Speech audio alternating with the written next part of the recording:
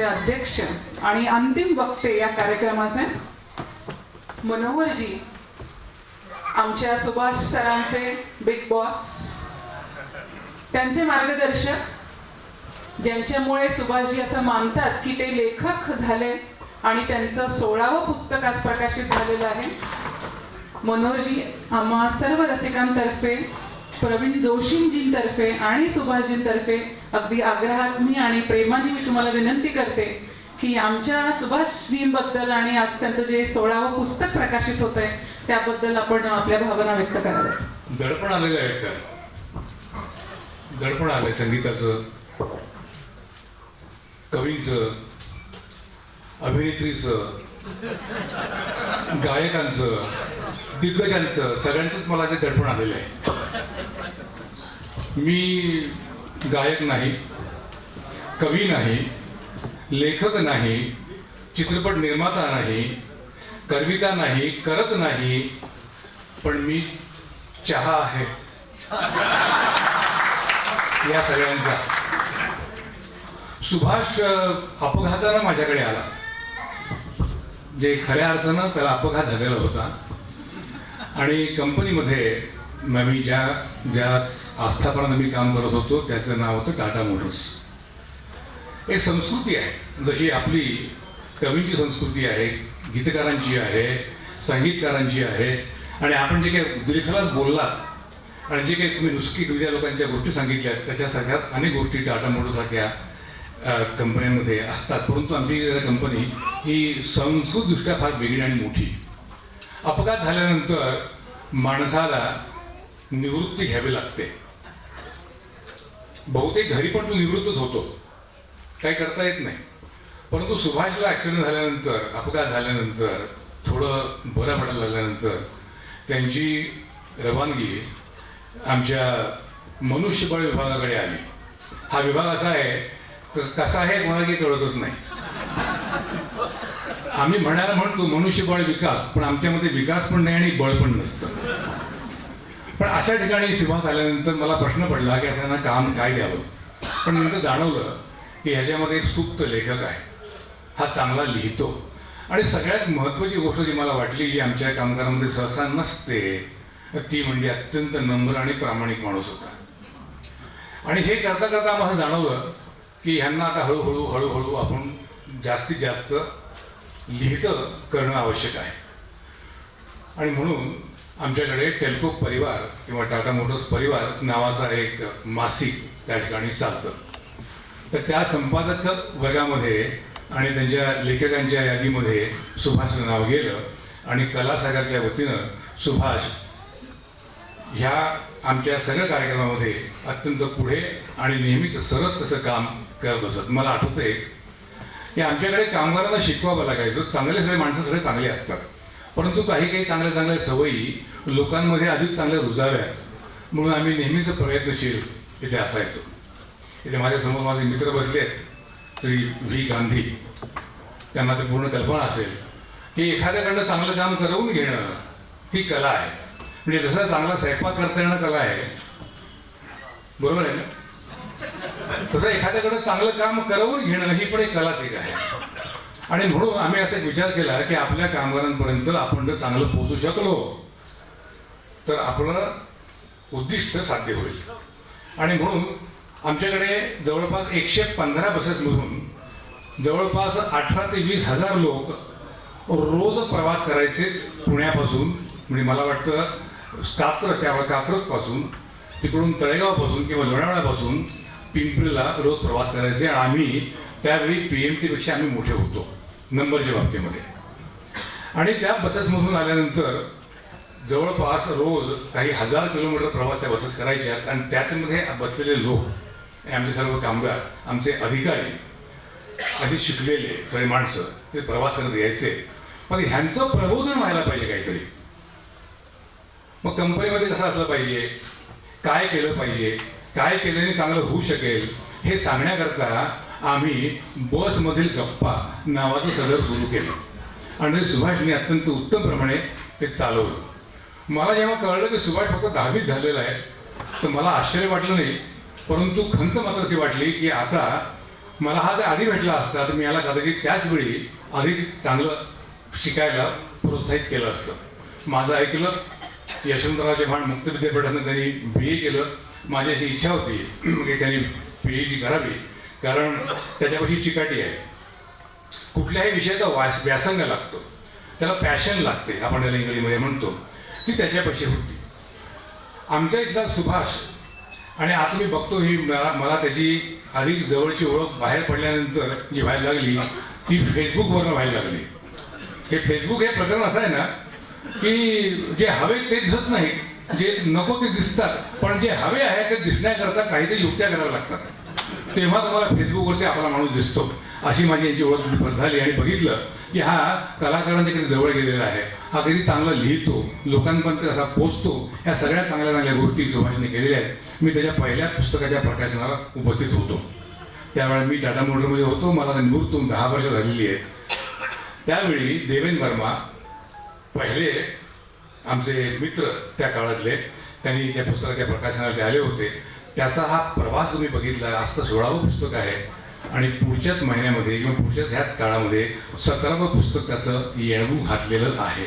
ते लवकरच प्रकाशित होईल. सुभाष, काही भूतं ही उतरवायची नसतात. तुझ्या मनावर जी काही भूतं असतील ना, लिहिण्याची, गाण्याची किंवा आधी काही खोड्यापरी करण्याची, ती भूतं तशीच माणसाने राहू द्यावी आणि त्यांना जपावं. तर त्याच्याशिवाय वेगळेपणी येत नाही. तर तुमच्या आमच्यामध्ये फरक काय आहे? मग तुम्ही कलाकार वेगळे आहात, तुमच्यामध्ये काहीतरी देण्यासारखं आहे, तुम्ही काहीतरी आम्हाला देऊ शकता, चांगला आम्हाला सांगू शकता. आम्ही म्हणजे काय? फक्त कानसेन. आम्ही म्हणजे काय? फक्त वाचक. आम्ही म्हणजे काय? पिठात बसून टाळ्या वाजवणारे. हेच आमचं काम असतं. परंतु तुम्ही आहात म्हणून आमच्यामध्ये संस्कृती जिवंत आहे. पण तुझा जो संग्रह जो माणसांचा जो आहे तो फार महत्त्वाचा संग्रह आहे. कारण माणसं जोडल्याशिवाय माणूस माणसाला कळतच नाही. आणि असाच माणूस कळायचा असेल, आणि माझं तुला सांगितलं की तुला दरबार साहेबांमुळे इतक्या ठिकाणी तुला जायला मिळालं, तू त्यांच्याशी मैत्री ठेवलीस, जोडलीस.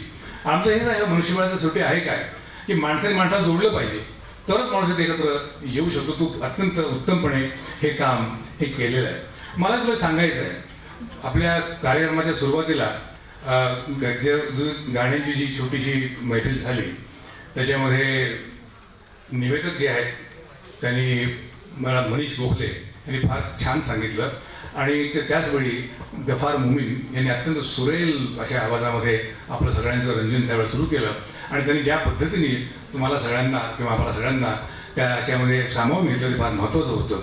आणि ते असं जाणवलं की मजरू सुलतानपूर साहेबांनी त्यांचं जे काही काव्य आहे त्याच्यामध्ये फार मोठं तत्त्वज्ञान त्यांनी सांगितलेलं आहे. इतक्या सोप्या शब्दामध्ये तत्त्वज्ञान सांगणं मोठ्या मोठ्या महंतांना पण कधी जमत नाही, ते गीतकारांना जमतं. तर मला असं वाटतं की तुझं पुढचं पुस्तक हिंदी सिनेमामधल्या गीतांमधून सांगितलेल्या तत्त्वज्ञानावरती असावं असं मला वाटतं. माणसांना काहीतरी प्रत्येक ठिकाणी शिकलंच पाहिजे.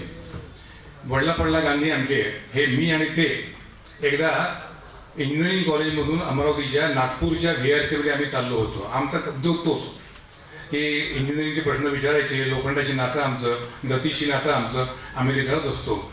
आणि त्या काळामध्ये हाही गुरुस्थांना सिनेमाच्या गाण्याची त्यांची अशी अत्यंत हा माझ्याकडे शब्दकोश आहे प्रत्येक गोष्टीचा. त्यांनी त्यावेळी माझ्या मनामध्ये राग सोहोनी इतक्या सुरेखपणे मला सांगितला. मोगले आझममधली ती चीज मी अजूनही कधीही विसरलो नाही आणि रोज रात्री माझ्या कानात ती जाते. ह्याचा अर्थ असा आहे की चांगली माणसं आपण जेव्हा जोडता तुमचं आयुष्य संपन्न होतो. तर माझ्या बाजूला बसलेल्या सभा, त्यांचे पती, त्याच्यानंतर दिना डॅनियल, गरबाजी आणि स्मिथ, ह्या सगळ्यांनी आपल्यावरती जे काही जादू केलेली आहे ह्या कार्यक्रमामध्ये, त्याच्यामध्ये मी अधिक काही व्यत्यय आणू इच्छित नाही. कारण आपलं भाषण हे न ऐकलंच बरं असं अनेक लोकांना वाटत असतं. कारण पुढचा कार्यक्रम हा अधिक चांगला आणि मला वाटतं अधिक रंजक असा होणारच आहे. मला फार बरं वाटलं पण की खुर्चीमध्ये कोणी बसावं. खुर्ची में किसने बैठा चाहिए? जो सुरीला हो. मला उगीच बसवायचं मी सुरीला.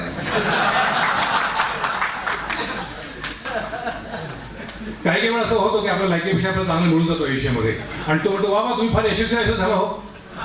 कसा झालो एक गोष्ट अशी म्हणतात ते कसं झालं हे एकदा पूर आला होता फार मोठा खेडेगावात पूर येतो आणि एक मूल त्या पुरामध्ये पडलेलं आहे आणि त्याला वाचवायला एक सरदारजी तिथे उडी मारून जातो. तो वरती आल्यानंतर लोक त्याची फार तारीफ करतात की यार बहुत अच्छा काम किया. ते म्हणतात त्यांना सोडा हो, मला कोणी ढकललं पर्यंत सांगा. तशी माझी परिस्थिती आज इथे झालेली आहे. परंतु मला आज कळतं की मी हे बिग बॉस वगैरे शब्द जे काही आहे हे मी तसा नव्हतो. मी बिगही नव्हतो, मी बॉसही नव्हतो. मी बहुतेक माझ्या सर्व कर्मचाऱ्यांचा मित्र होतो म्हणून मला सुभाष बोलावलं आहे. मी जर बॉस असतो तर सुभाष मला बोलवलं नसतं. 10 वर्षानंतरही आठवण ठेवावी हे फार महत्त्वाचं आहे. रसिको, तुमच्या मला अजून फार आश्चर्य वाटलं. मी इथे बसलो आणि डोळ्यावर जरी असा लाईट किंवा असा प्रकाश जरी असला तर हे प्रेक्षागृहात तुडुंब भरलेलं मला दिसलं. पुस्तकाच्या प्रकाशनाला पुण्यामध्ये नवी पेठेत अख्खं बरोबर की नाही? अहो ही किमया आहे, बरोबर आहे ना? किमया आहे. मी त्याच्यानंतर सांगितलं की जी उत्सुकता माणसाला असते, अहो थांबा जरा अजून पाहुणे यायचे, पाहुणे बाजूला चहा पित असतात, प्रेक्षक यायचे असतात म्हणून कार्यक्रम थांबलेला असतो. अशाने गोष्ट असते.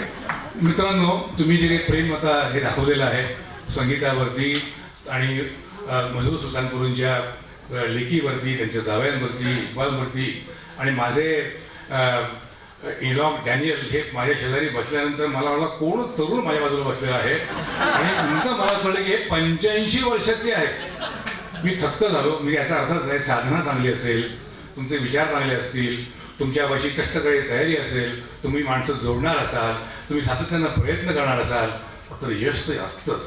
तुमचं जीवनही समृद्ध होतं. असं आपलंही जीवन समृद्ध होतं.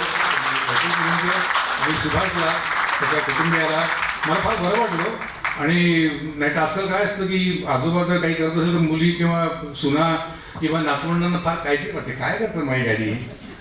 तसं झालेलं नाही. त्यांची नात पण इथे येऊन कविता म्हणून गेली. फारच चांगलं मला वाटलं. तुझ्या कुटुंबाला अत्यंत चांगल्या शुभेच्छा.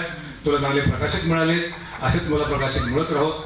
अशाच सगळ्या लोकांचं तुझ्यावर प्रेम नेहमी राहावं आणि तुझ्या पुस्तकांची गद्दे पदवीची लवकरच येऊ असं मला असं वाटतं. मित्रांनो, आपण इथे आलात आणि मला बोलायची संधी दिली, मला बोलवलं, त्याच्यात मी थोडा उपकृत झालेलो आहे. आणि मला कधी वाटलं आयुष्यामध्ये की मी तुमच्या बाजूला असा बसून इथे काहीतरी ऐकेन. मी त्यांना साहेबांना म्हटलं, आयुष्यभर तुम्हाला ऐकलेलं आहे, तुम्हाला पहिल्यांदा बघतोय. धन्यवाद.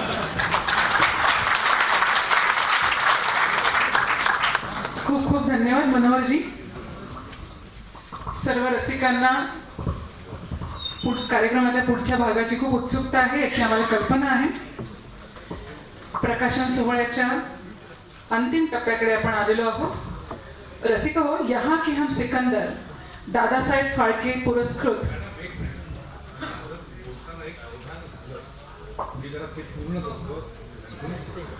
हा या कार्यक्रमाच्या जे बघितलेलं आहे, ये है हमारा सिकंदर. रसिक हो, यहाँ के हम सिकंदर दादासाहेब फाळके पुरस्कार सन्मानित प्रसिद्ध गीतकार, कवी, गझलकार मजरू सुलतानपुरी यांच्या कला जीवनाचा वेध घेणारं प्रसिद्ध लेखक, सिनेपत्रकार, समीक्षक सुभाषचंद्रजी जाधव लिखित पुस्तक आज प्रकाशित झालेलं आहे आणि वाचकांसाठी उपलब्ध झालेलं आहे. आणि मला हे आवर्जून सांगावंसं वाटतं की हे पुस्तक केवळ माहिती पुस्तिका नसून एक उत्तम साहित्य कृती आहे आणि यामध्ये मजरूजींचा वेगवेगळ्या संगीतकारांबरोबरचा कलाप्रवास अत्यंत रंजक पद्धतीने मांडलेला आहे. आपण सर्व वाचकांसाठी, संगीत रसिकांसाठी वाचनीय व संग्रही ठेवावं असं हे साहित्य पुष्प आहे. कार्यक्रम संपल्यानंतर सभागृहाच्या बाहेर खरं म्हणजे आपल्या मैत्रिणीचे आभार मानायचे आणि बायको देखील तिला फुल द्यायचे.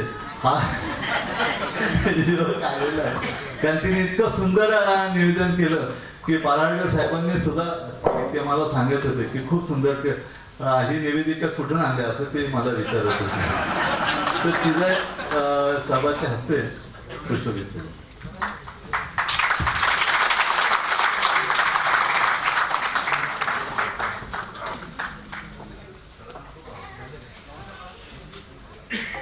खूप धन्यवाद मनोहरजी, सभाजी.